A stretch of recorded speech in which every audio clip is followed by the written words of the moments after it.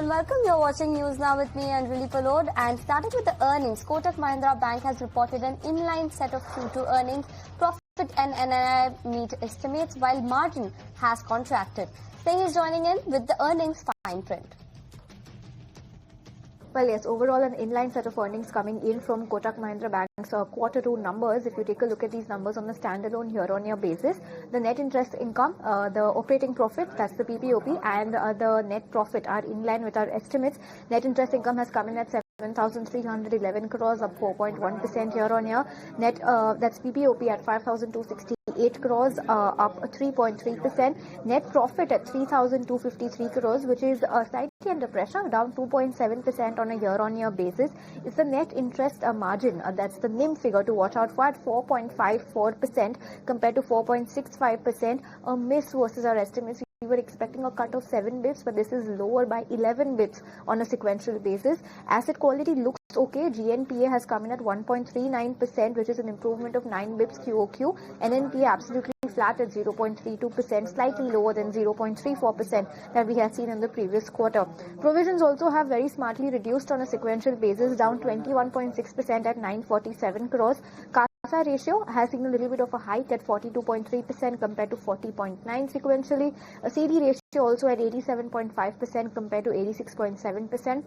The cost of funds also sequentially has reduced at 4.7% compared to 5.01%. The provision coverage ratio, that stood absolutely flat at 77%. Now in their presentation, the companies also come out with the credit cost and the fresh slippage number. The credit cost has improved at 0.79% compared to 0.93% on a sequential basis, and fresh slippages are also lower by about 10% sequentially at 1,629 crores compared to 1,812 crores. So, well, yes, that's the set of numbers coming in from Kotak Mahindra Bank for quarter two, largely in line with our estimates, with a miss coming in on the net interest margins.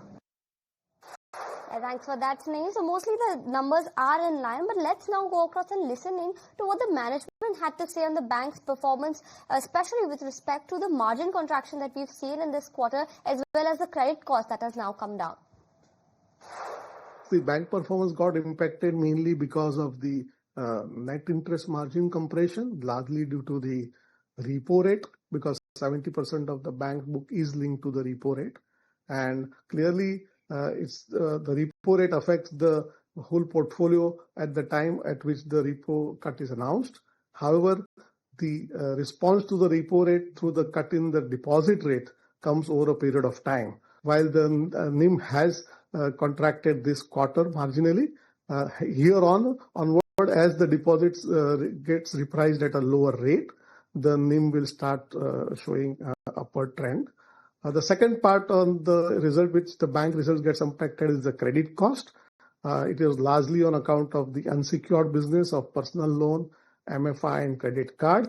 I think as far as MFI, credit card and personal loan is concerned, the credit cost has peaked in Q1, which was at 0.93.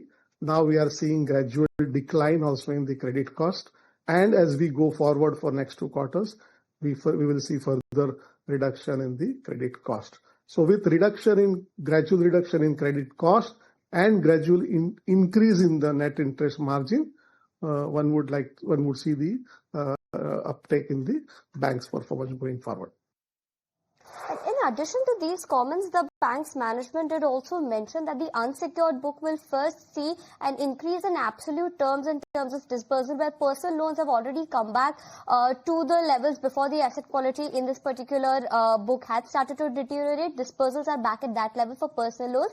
As far as the MFI and the credit card books are concerned, they are being cautiously optimistic while lending in these particular segments, and the bank's commentary suggests that they will first increase this in absolute terms, and as a percentage of net advances, the unsecured retail is currently at about 9.2%, and because the secured book is also growing at a fast pace, this number will go up to the mid-teens gradually and over a period of time. So that's the major commentary coming in from Kotak Mahindra Bank as far as its unsecured book is concerned.